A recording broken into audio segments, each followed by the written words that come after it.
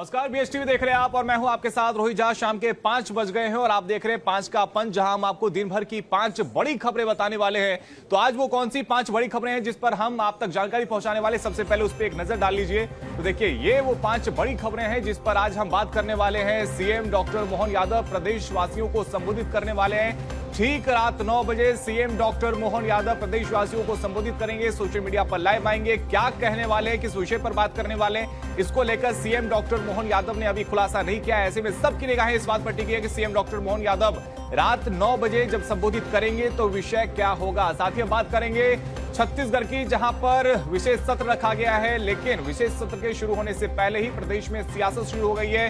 Bharatiya Janata party और कांग्रेस दोनों ही आमने सामने हैं, यानी कि पक्ष और विपक्ष के बीच में सियासी जंग देखने को मिले। साथ ही हम बात करने वाले हैं दवा है या जहर, क्योंकि जिस तरीके से अब एक बार फिर से पैरासीटामोल सिरप में गड़बड़ी सामने आई है, उसको लेकर अब कई तरह के सवाल उठ रहे हैं और अभी के लिए इस दवा पर रोक लगा दी गई। पूरा मामला क्या है ये भी हम आपको समझाएंगे, बताएंगे। साथ ही बात करेंगे आज की सबसे बड़ी राजनीतिक खबर की। आम आदमी पार्टी में बड़ी टूट हुई है। राज्यसभा सांसद राघव चड्ढा ने आम आदमी पार्टी छोड़ दी है। उनके साथ ही 2 और सांसद प्रेस कॉन्फ्रेंस करते हुए उन्होंने ये बताया कि उनके साथ में 10 में से 7 सांसद साथ हैं, यानी कि आम आदमी पार्टी को एक बड़ा झटका लगने वाले। साथ ही हम बात करेंगे हिंदू संगठन का विरोध प्रदर्शन और लैंडस्लाइड के बाद देखिए अब एक बार फिर से विरोध प्रदर्शन हिंदू संगठनों का शुरू हो गया है। क्यों अब सड़कों पर हैं, क्यों विरोध कर रहे हैं, किसके खिलाफ विरोध कर रहे हैं, ये पूरी जानकारी भी आप तक हम पहुंचाएंगे।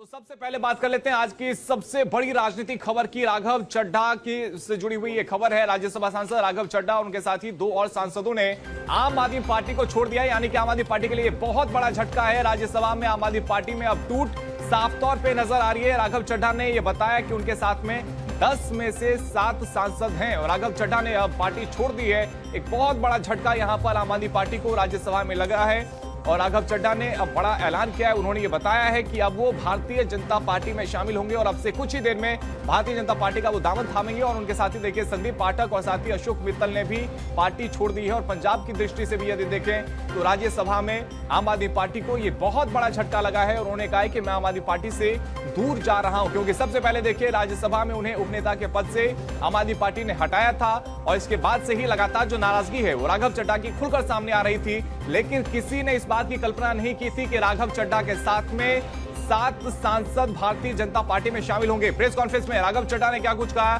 साथ ही इसको लेकर के क्या कुछ अभी तक प्रतिक्रियाएं आ रही है, सब कुछ सुनवाते हैं आपको। क्यों मैंने पार्टी की गतिविधियों से अपने आप को अलग कर लिया, और उसका कारण यह है क्योंकि मैं उनके गुनाह में शामिल नहीं होना चाहता था। मैं उनकी दोस्ती के काबिल नहीं था क्योंकि मैं उनके गुनाह में शामिल नहीं था। आज हम एक ऐसे मोड़ पर खड़े हैं कि हमारे पास सिर्फ 2 ही ऑप्शंस थे, 2 विकल्प थे। या तो हम राजनीति छोड़ दें और पिछले 15-16 साल जो हमने सार्वजनिक जीवन में काम किया उसे त्याग दें, या फिर हम अपने अनुभव को, अपनी स्किल्स को, अपनी पूरी ऊर्जा और एनर्जी को लेकर पॉजिटिव पॉलिटिक्स करें। इसीलिए हमने ये डिसाइड किया that we the 2/3 members of parliament of the belonging to the Aam Aadmi Party in Rajya Sabha exercise the provisions of the Constitution of India and merge ourselves with the BJP। हम BJP में विलय करते हैं। अब देखिए, आज Bharatiya Janata party देश ही नहीं दुनिया की सबसे बड़ी राजनीतिक पार्टी है और इस पार्टी में नीति भी है, नियत भी है। तो सबका विश्वास भारतीय जनता पार्टी पर, एनडीए पर और माननीय देश के यशस्वी प्रधानमंत्री जी पर बढ़ता जा रहा है और इसलिए आप वाला भी आ रहा है, वो भी बीजेपी के रीति नीति से प्रभावित है। स्वागत है। 10 साल से इस पार्टी से मैं जुड़ा रहा और आज मैं आम आदमी पार्टी से अपने रास्ते अलग कर रहा हूं। आप खुद ही सोचिए कि जिस व्यक्ति के पास पद, पैसा, प्रतिष्ठा सब कुछ था, उसका और क्या कारण और मकसद हो सकता है राजनीति में आने का। सिर्फ और सिर्फ देश सेवा ही एकमात्र मकसद था। बहुत सारे पॉलिटिकल पार्टियां थी, बड़ी पॉलिटिकल पार्टियां थी, वेल स्टैब्लिश्ड पॉलिटिकल पार्टीज थी। आम आदमी पार्टी को ही क्यों ज्वाइन किए, ये जानते हुए भी कि पार्टी शुरू हुई है, पार्टी छोटी है, कहीं पर भी जाते, कहीं पर भी काम मिल जाता और आगे जीवन शुरू कर सकते थे। लेकिन उन सब के बावजूद आम आदमी पार्टी को चुना। क्यों चुना? वो इसलिए चुना क्योंकि काम की राजनीति, नई राजनीति की बातें कही गई और उसको लेकर आया गया। आम आदमी पार्टी के राज्यसभा के 7 सांसद तोड़कर भारतीय जनता पार्टी में शामिल किया। ये 7 नाम पंजाब की जनता को याद रखना चाहिए। ये 7 नाम पंजाब के साथ गद्दारी करने वाले जो ये लोग हैं, पंजाब के लोग इनको कभी माफ नहीं करेंगे। पंजाब की जनता इनको कभी माफ नहीं करेगी। ਕਿ ਸਾਡੇ ਰਾਜ ਸਭਾ ਦੇ ਕੁਝ ਮੈਂਬਰਾਂ ਨੂੰ ਉਹਨਾਂ ਨੇ ਆਪਣੇ ਵੱਲ ਬੁਲਾ ਲਿਆ। ਉਹੀ ਵਾਸ਼ਿੰਗ ਮਸ਼ੀਨ ਜਿਹੜੀ ਸ਼ਰਦ ਪਵਾਰ ਹੋਰਾਂ ਦੀ ਪਾਰਟੀ ਤੇ ਚੱਲਦੀ ਹੈ, ਜਿਹੜੀ ਉਦਵ ਠਾਕਰੇ ਹੋਰਾਂ ਦੀ ਪਾਰਟੀ ਤੇ ਚੱਲਦੀ ਹੈ, ਜਿਹੜੀ ਕਾਂਗਰਸ ਤੇ ਚੱਲਦੀ ਹੈ, ਕਿਉਂਕਿ ਉਹਨਾਂ ਕੋਲ ਬੀਜੇਪੀ ਕੋਲੇ ਆਪਣਾ ਕੁਝ ਹੈ ਨਹੀਂ, ਆਪਣਾ ਤਾਂ ਬੇਸ ਹੈ ਨਹੀਂ ਪੰਜਾਬ 'ਚ ਉਹਨਾਂ ਦਾ ਬਿਲਕੁਲ ਵੀ। ਪਰ ਉਹ ਕਹਿੰਦੇ ਵੀ ਜਿਸ ਤਰੀਕੇ ਨਾਲ ਭਗਵੰਤ ਮਾਨ ਸਰਕਾਰ ਕੰਮ ਕਰ ਰਹੀ ਹੈ, ਇਹਦਾ ਬਦਲ ਕੀ ਹੈ, ਇਹਦਾ ਹੱਲ ਕੀ ਹੈ, क्योंकि ਅਸੀਂ ਉਹ ਕੰਮ करते ਜਿਹੜੇ इतिहास 'ਚ कर नहीं सके। तो चलिए आपको उन राज्यसभा सांसद के बारे में भी बता देते हैं, उनके नाम बता देते हैं कि जिन्होंने आम आदमी पार्टी को छोड़ दिया है और अब भारतीय जनता पार्टी में शामिल हो रहे हैं। वो कौन से नाम हैं आपको सबसे पहले हम ये बता देते हैं और उनके नाम भी देखिए। राघव चड्ढा जिन्होंने आम आदमी पार्टी को छोड़ दी है, उनके साथ ही विक्रम सानी, स्वाति मालीवाल, हरभजन सिंह, अशोक मित्तल, ये वो नाम है जिन्होंने आम आदमी पार्टी को छोड़ दी है। संदीप पाठक का भी इनमें नाम है, साथ ही देखिए राजेंद्र गुप्ता का भी नाम है। यानी कि बहुत बड़ा झटका यहां पर आम आदमी पार्टी को लगा है और ये वो तमाम नाम हैं, ये वो राज्यसभा सांसद हैं जिन्होंने आम आदमी पार्टी को छोड़ दिया है। और राज्यसभा सांसद राघव चड्ढा ने ये कहा कि जिस तरह से पार्टी लगातार भटक गई थी, उन्हें खामोश करने की कोशिश की गई थी। इससे पहले जब उपनेता के पद से राघव चड्ढा को हटाया गया था, तब भी उन्होंने ये कहा था कि वो चुप नहीं बैठेंगे, उन्हें शांत जरूर कराया गया है, चुप कराया गया है, लेकिन वो टूटेंगे नहीं। लेकिन इससे पहले देखिए किन बड़े नेताओं ने पार्टी को छोड़ी थी, ये भी आपको बता देते। कुमार विश्वास पार्टी के शुरुआती चेहरे में शामिल रहे। अरविंद केजरीवाल से मतभेद के चलते उन्होंने दूरी बना ली। साथ ही नाम इनमें योगेंद्र यादव का भी है। आपके संस्थापक सदस्य और रणनीतिकार थे। 2015 में आंतरिक विवाद के बाद वो भी अलग हो गए। इसके अलावा देखिए प्रशांत भूषण पार्टी के प्रमुख चेहरे और वकील रहे, लेकिन नेतृत्व पर सवाल उठाने के बाद वो भी पार्टी से बाहर कर दिए गए। इस आशुतोष का भी इसमें नाम शामिल है। अक्सर आप इन्हें टीवी के डिबेट में देखते होंगे। आपके बड़े प्रवक्ता रहे थे। 2018 में व्यक्तिगत कारणों से उन्होंने इस्तीफा दे दिया था। कपिल मिश्रा का भी नाम इसमें शामिल है। दिल्ली सरकार में मंत्री रहे, बाद में भ्रष्टाचार के आरोप लगाकर उन्होंने पार्टी छोड़ दी। अभी देखिए दिल्ली सरकार में मंत्री भी हैं। अलका लांबा का भी नाम है। आपकी विधायक रही, बाद में पार्टी छोड़कर दूसरी राजनीतिक राह उन्होंने चुन ली। साथ ही इसमें नाम एचएस फुल्का भी है। पंजाब में आपका बड़ा चेहरा रहा। 2019 में इस्तीफा उन्होंने दिया था।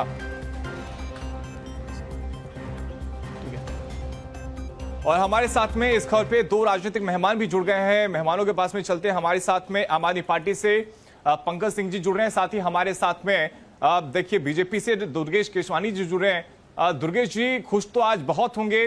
पहले दिल्ली में आप लोगों ने सरकार बना ली, आम आदमी पार्टी के किला को उठा दिया और अब उनके राज्यसभा सांसद भी बीजेपी में शामिल हो रहे हैं। देखिए, निश्चित रूप से माननीय प्रधानमंत्री जो वैश्विक नेता हैं, विश्व के लोकप्रिय नेता हैं और जो उन्होंने सबका साथ जो मूल मंत्र दिया है, सबका साथ सबका विकास सबका विश्वास, निश्चित रूप से उसको अंगीकार करते हुए आज राघव चड्ढा जी ने निर्णय लिया है।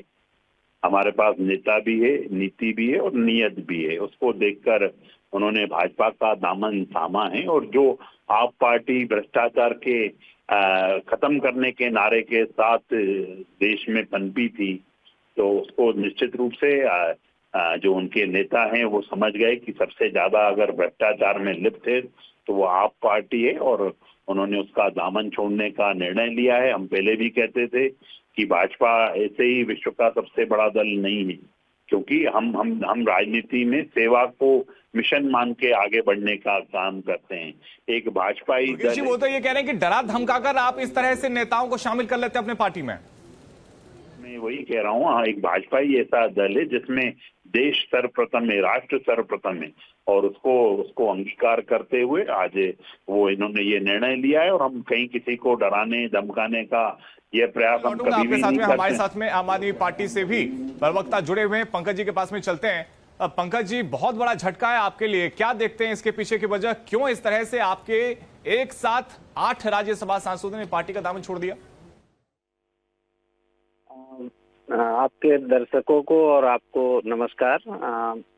देखिए रोहित जी, जब आप किसी रास्ते पे निकलते हैं, चाहे संगठन हो, पार्टी हो, दल हो, तो आपकी कई स्तर पे परीक्षाएं होती हैं। उस दौरान अच्छा समय, कठिन समय सब आता है। कई साथी जुड़ते हैं, कई साथी छूटते हैं, लेकिन इससे जो सबसे बड़ी बात है, पूरा देश देख रहा है, जानता है। खाली ये आम आदमी पार्टी बस की बात नहीं है, महाराष्ट्र का उदाहरण ले लीजिए, उत्तराखंड, गोवा, तमाम पूरे देश में लोग देख रहे हैं किस तरीके से Bharatiya Janata party operation lotus चलाती है। हमारे सांसद जो आज ये गए, इनमें एक सांसद अशोक मित्तल जी का नाम ले रहे हैं। 4 दिन पहले उनके यहाँ रेड डाली जाती है, ईडी की रेड डाली जाती है, आज बीजेपी ज्वाइन कर रहे हैं। तो ये क्या है? देश की जनता नहीं समझ रही, पंजाब की जनता नहीं समझ रही ये क्या खेल चल रहा है। लेकिन मैं साफ तौर पे कह दूं कि आम आदमी पार्टी जिस मिशन पे, देश सेवा पे, शिक्षा, स्वास्थ्य, बिजली, पानी, देश को अच्छी व्यवस्था देने के मिशन पे निकली है अरविंद केजरीवाल जी के नेतृत्व में, हम अपने मिशन पे लगे रहने वाले लोग हैं, लगे रहेंगे। और इस तरीके के जो ऑपरेशन लोटस और ये जो भारतीय जनता पार्टी डराने धमकाने की राजनीति करती है, देश की जनता देख रही है, पंजाब की जनता देख रही है, इसका रिजल्ट भी सामने आएगा, सबके सामने आएगा। ठीक है, बहुत शुक्रिया आप दोनों ही मेहमानों का, पंकज जी, साथी दुर्गेश जी, आपका हमारे साथ में जुड़ने के लिए। चलिए अब बात कर लेते हैं सीएम डॉक्टर मोहन यादव आज रात ठीक 9 बजे प्रदेशवासियों को संबोधित करने वाले हैं और इसकी जानकारी सीएम डॉक्टर मोहन यादव ने ही सोशल मीडिया पर पोस्ट करके दी है। लेकिन देखिए, अभी तक सीएम डॉक्टर मोहन यादव ने यह स्पष्ट नहीं किया अपने पोस्ट में कि आखिर वो किस विषय पर अपनी बात रखने वाले हैं। लेकिन जो पोस्ट उन्होंने की है, उस पोस्ट में सीएम डॉक्टर मोहन यादव ने यह लिखा है कि प्रिय प्रदेशवासियों, आज रात 9 बजे आज वो संबोधित करेंगे प्रदेशवासियों को और अपनी बात वो साझा करने वाले हैं। इसकी जानकारी उन्होंने सोशल मीडिया पर दी है। ऐसे में देखिए, सीएम डॉक्टर मोहन यादव क्या बोलने वाले हैं, किस विषय पर बोलने वाले हैं, इस पर नजर रहेगी। हमारे सहयोगी रंजन भगत इस वक्त हमारे साथ में लाइव जुड़ गए, सीधा रंजन के पास में चलते हैं। और रंजन, आज रात ठीक 9 बजे सीएम डॉक्टर मोहन यादव प्रदेशवासियों को संबोधित करने वाले हैं, क्या कुछ अब तक जानकारी निकल कर आ रही है, किस विषय पर बात करेंगे? देखिए, मुख्यमंत्री डॉक्टर मोहन यादव आज रात 9 बजे जब अपना संबोधन जो कि प्रदेश के नाम देंगे, तो निश्चित तौर पर कई सारे विषयों पर चर्चा होगी। लेकिन इसका जो मुख्य बिंदु होगा वो होगा नारी शक्ति वंदन अधिनियम, जिस तरीके से लोकसभा में बिल को गिराया गया विपक्षी पार्टियों के द्वारा, जिसमें कांग्रेस और अन्य जो पार्टियां थी, उसको लेकर के आज मुख्यमंत्री डॉक्टर मोहन यादव हमलावर हो सकते हैं। क्योंकि सीधे तौर पर देखिए तो प्रधानमंत्री नरेंद्र मोदी ने भी जब देश के नाम संबोधन दिया था तो उसमें नारी शक्ति वंदन को लेकर के बातचीत की थी। ठीक उसी प्रकार से आज मुख्यमंत्री डॉक्टर मोहन यादव भी प्रदेशवासियों के नाम जब ये संबोधन देंगे तो उसमें नारी शक्ति वंदन पर चर्चा कर सकते हैं। सबसे बड़ी बात है कि मुख्यमंत्री डॉक्टर मोहन यादव जो कि लगातार महिला सशक्तिकरण को लेकर के बात करते हुए नजर आते हैं। इससे पहले भी राजधानी की सड़कों पर वो स्वयं भी उतर चुके हैं, जहां पर महिला विधायक सांसद के साथ उन्होंने मिलकर प्रदर्शन किया था और सीधे तौर पर यही कहा था कि जो नारी है वो सब कुछ भूल सकती है लेकिन अपना अपमान नहीं भूल सकती, और आने वाले चुनाव में महिला जो है इस बात को साबित करके दिखाएगी। तो लगातार कई सारे जो इस पर सियासत है वो देखने को मिल रहे हैं। कांग्रेस की तरफ से भी जो है वो काउंटर अटैक किए जा रहे हैं। लेकिन जिस तरीके से नारी शक्ति वंदन को लेकर के, महिला आरक्षण को लेकर के सियासत हो रही है, उस पर जब आज मुख्यमंत्री डॉक्टर मोहन यादव चर्चा करेंगे तो निश्चित तौर पर कई सारे विषय जो है सीएम के press conference CM doctor Mohan Yadav की तरफ से भारतीय जनता पार्टी की तरफ से की गई थी, तो उसमें भी सीएम डॉक्टर मोहन यादव ने कई हमले बोले थे और साथ ही उन्होंने यह भी कहा था चिरहरण से तुलना करते हुए कि महिलाओं को उनका हक नहीं दिया जा रहा है। कोशिश सरकार की तरफ से यह की गई थी कि 2029 में जब लोकसभा का चुनाव होगा तो उसमें महिलाओं को आरक्षण दिया जाएगा, लेकिन विपक्ष पर उन्होंने खूब जमकर हमला बोला था। बिल्कुल, निश्चित तौर पर देखिए, ठीक उसी प्रकार से आज बात करें तो मुख्यमंत्री डॉक्टर मोहन यादव जब प्रदेश के नाम अपना संबोधन देंगे तो उसमें कई सारी महिलाओं के साथ जो है सीएम सीधे तौर पर संवाद करेंगे और महिला सशक्तिकरण के बारे में जो है जानकारी देते हुए नजर आएंगे और विपक्ष को कहीं ना कहीं इस पूरे संबोधन में जो है वो घेरते हुए नजर आ सकते हैं, क्योंकि सीधे तौर पर देखें तो लगातार महिला आरक्षण को लेकर के देश और प्रदेश में जो है सियासत गरमाई हुई है। ऐसे में आज सीएम का संबोधन कहीं ना कहीं कई मायनों में खास है। अब देखने वाली बात होगी सीएम जो है आज महिला सशक्तिकरण को लेकर किन बातों पर चर्चा करते हैं। जी बिल्कुल, बहुत शुक्रिया रंजन आपका हमारे साथ जुड़ने के लिए, तमाम जानकारी दर्शकों तक पहुंचाने के लिए।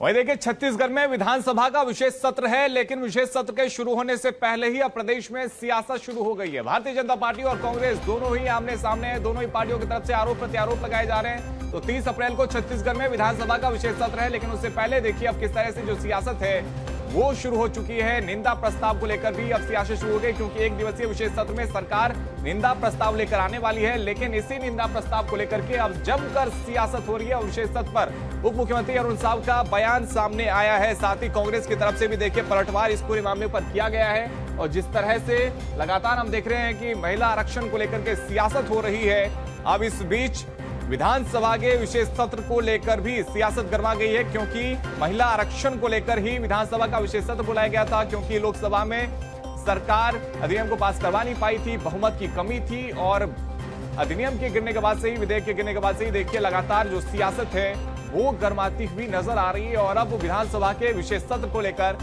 सियासी बयानबाजी सुनने को मिल रही है। 30 अप्रैल को विधानसभा का विशेष सत्र का आयोजन हो रहा है। सरकार की ओर से सत्र में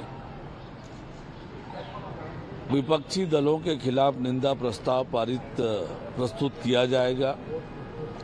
जिस तरह से देश की आधी आबादी को षड्यंत्र करके उनके संवैधानिक अधिकार से वंचित करने का काम कांग्रेस पार्टी और विपक्षी दलों ने किया है, उसके खिलाफ ये निंदा प्रस्ताव आएगा।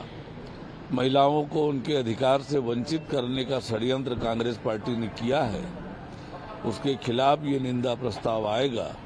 और निश्चित रूप से ये विपक्षी दल एक्सपोज होने चाहिए। महामहिम का आमंत्रण पत्र आया है तो हमें जाना ही पड़ेगा, जाएंगे ही, भाग लेंगे। और इस सत्र में जो कार्य उन्होंने दिखाया है कि शासकीय कार्य होंगे, तो सवाल ही नहीं है, शासकीय कार्य में भी भाग लेंगे। बस थोड़ी चिंता ये थी कि मुख्यमंत्री जी ने कहा था निंदा प्रस्ताव लाएंगे, तो निंदा प्रस्ताव कैसे होता है, कैसे ला सकते हैं, कैसे आएगा, कौन सलाहकार, अनुभवहीन सलाहकार उनने उनको सलाह दे दिया कि वो कह दिए कि निंदा प्रस्ताव किसके खिलाफ लाएंगे, लोकसभा के कार्रवाई खिलाफ। क्या ये संवैधानिक है? क्या हम उस सदन में हुई चर्चा को यहाँ चर्चा कर सकते हैं? ये बात समझ के बाहर है। बाकी देखते हैं जो होगा, पूरी तरीके से भाग लेंगे, जवाब देंगे, शामिल होंगे, पूरा सहयोग करेंगे। और इस कॉल पे हमारे सहयोगी शिवम दुबे लाइव जुड़ गए हैं। शिवम के आवाज में चलते हैं। शिवम, देखिए छत्तीसगढ़ विधानसभा का विशेष सत्र है, लेकिन अब निंदा प्रस्ताव को लेकर छत्तीसगढ़ में सियासत शुरू हो गई है। बिल्कुल रोहित, देखिए छत्तीसगढ़ में 30 अप्रैल को विधानसभा का विशेष सत्र बुलाया गया है और इस विशेष सत्र को लेकर के नोटिफिकेशन भी जारी हो चुका है। सभी विधायकों को बीजेपी अपना लेटर भी भेज चुकी है कि उनकी उपस्थिति अनिवार्य है। ठीक उसी तरीके से कांग्रेस में भी पूरी प्रक्रिया चल रही है। लेकिन चरणदास महंत का जो बयान सामने आया है, जो कि नेता प्रतिपक्ष हैं, उन्होंने अपने बयान में ये कहा है कि निंदा प्रस्ताव की चर्चा हो रही है कि विधानसभा के विशेष सत्र में निंदा प्रस्ताव लाया जाएगा। तो आखिर ये किस विधि से लाया जाएगा, इसको लेकर के थोड़ा सा संशय बना हुआ है, क्योंकि जो संसद में काम हुआ, जो संसद में वोटिंग हुई, वोटिंग में महिला आरक्षण का जो संशोधन था, संशोधन अधिनियम जो था 131वां, जो पारित नहीं हो पाया, उसके खिलाफ क्या ये सदन की कार्रवाई जो वहां पर हुई संसद में, उसके खिलाफ लाया जाएगा या किस विधि से लाया जाएगा, इस पर थोड़ा सा संशय है। इस बात का जिक्र करते हुए उन्होंने ये भी बताया कि जब उनको विधानसभा अध्यक्ष के यहाँ से लेटर आया तो उन्होंने बताया कि प्रशासकीय कार्य होंगे तो भाग लेने के लिए कांग्रेस भी तैयार है, लेकिन बीजेपी की तैयारी जो है वो निंदा प्रस्ताव की है। और महिला आरक्षण को लेकर के जिस प्रकार से बीजेपी सड़कों पर प्रदर्शन कर रही है, तमाम महिला सम्मेलन के जरिए, पदयात्रा के जरिए एक संदेश देने की कोशिश कर रही है, उसी के तहत इस बात की भी चर्चा तेज हो गई है कि निंदा प्रस्ताव सरकार लाएगी इस विधानसभा के विशेष सत्र में और महिला आरक्षण को लेकर के ये पूरा प्रस्ताव होगा।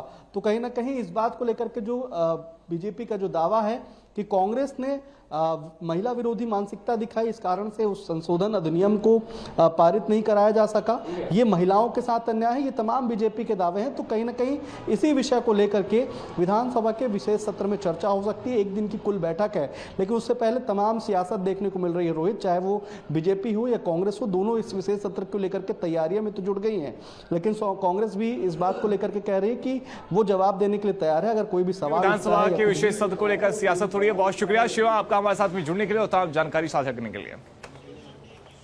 अब बात कर लेते हैं जबलपुर की, जहां पर देखिए अब सिरप को लेकर के गंभीर मामला सामने आया है। पैरासीटामोल सिरप जिसे अक्सर बच्चों को, बुजुर्गों को दिया जाता है बुखार में और अन्य तरह की समस्याओं में, बीमारियों में इसे दिया जाता है, लेकिन अब उसी पैरासीटामोल सिरप को लेकर के देखिए गंभीर खुलासा हुआ है। पैरासीटामोल जेनामोल को लेकर देखिए खुलासा हुआ है। बच्चों में बुखार और दर्द को कम करने वाली यह एक सामान्य दवा है, लेकिन जांच में यह फेल हो गई। इंदौर की 2 कंपनियों की 2 दवाएं जांच में अमानक पाई गई हैं, यानी कि ये बच्चों या बुजुर्गों किसी को भी देने के लायक नहीं पाई गई है। केंद्रीय जांच एजेंसी ने इसको लेकर के जानकारी दी है और रिपोर्ट के मुताबिक अमानक दवाएं मानकों के अनुरूप नहीं बनाई गई है। अब ऐसे में देखिए सबसे बड़ा सवाल यही उठता है कि आखिर ये दवाइयां फिर कैसे अस्पतालों में पहुंच गई, क्योंकि इसकी जांच की जाती है, हर स्तर पर इसकी जांच होती है। ऐसे में पैरासीटामोल सिरप का ये मामला कई सवाल खड़े करता है। स्वास्थ्य व्यवस्था को लेकर के कई सारे जो दावे किए जाते हैं उसकी भी ये तस्वीरें पोल खुलती हुई नजर आ रही है। और इससे पहले भी देखिए जिस तरह से हमने देखा था छिंदवाड़ा में सिरप की वजह से कई लोगों की जान गई थी, और अब पैरासीटामोल सिरप को लेकर सवाल उठ रहे हैं। सिरप है के में जो क्वालिटी टेस्ट है उसमें वो फेल हो गए हैं। तो ये जो है मध्य प्रदेश शासन की सतत प्रक्रिया रहती है। जो भी दवाइयाँ हमारे स्टोर में भी रहती हैं उनका नियमित रूप से परीक्षण होता है, और जो भी दवाई आती है हमारे स्टोर में आने के समय परीक्षण होता है, NABL की रिपोर्ट आती है। जब तक रिपोर्ट नहीं आती है तब तक वो दवाई रखी रहती है, और रिपोर्ट पॉजिटिव आने के बाद ही वो दवाई का डिस्ट्रीब्यूशन चालू होता है। और ये हमारे स्टोर में जब दवाई रहती है, क्योंकि किसी भी दवाई का जो एक्सपायरी टाइम है वो 1 साल 2 साल 3 साल होता है, तो ये जो 1 साल 2 साल 3 साल का समय है, इसके बीच में भी मध्य प्रदेश शासन के नियमानुसार जो हमारा ड्रग इंस्पेक्शन का डिपार्टमेंट है वो सैंपल लेता है, और यदि कोई सैंपल इसमें जो स्तर है उसके अनुरूप नहीं पाया जाता है तो ये जो दवाई डिस्ट्रीब्यूशन में होती है उसको हम वापस ले लेते हैं।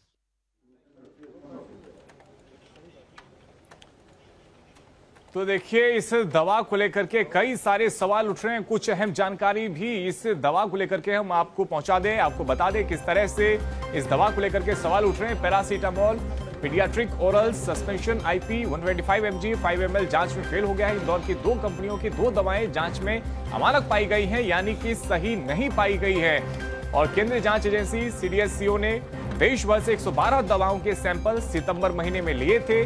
स्वास्थ्य विभाग ने दवा के इस्तेमाल पर तत्काल रोक लगाई, और इसके बाद देखिए अब कई सारे सवाल उठ रहे हैं। इसकी निर्माता कंपनी इंदौर की मेसर्स जेनिथ ड्रग्स लिमिटेड है। सवाल उनको लेकर भी उठ रहा है कि किस तरह से इसे बनाया गया था, क्या जो यहाँ पर मानक हैं उनका सही तरीके से पालन नहीं किया गया था, और यह सिरप के गड़बड़ी को लेकर के अब कई सारे सवाल उठ रहे हैं। और सवालों के घेरों में देखिए यहाँ पर स्वास्थ्य व्यवस्था भी है, क्योंकि इससे पहले हमने देखा था छिंदवाड़ा में सिरप की वजह से ही कई लोगों की जान गई थी, लेकिन उसके बावजूद भी देखिए अब तक प्रशासन और स्वास्थ्य जो व्यवस्था है अपना वो पूरी तरह से दुरुस्त हुआ नहीं है, और जांच में दवा के फेल होने के बाद अब कई सवाल उठ रहे हैं।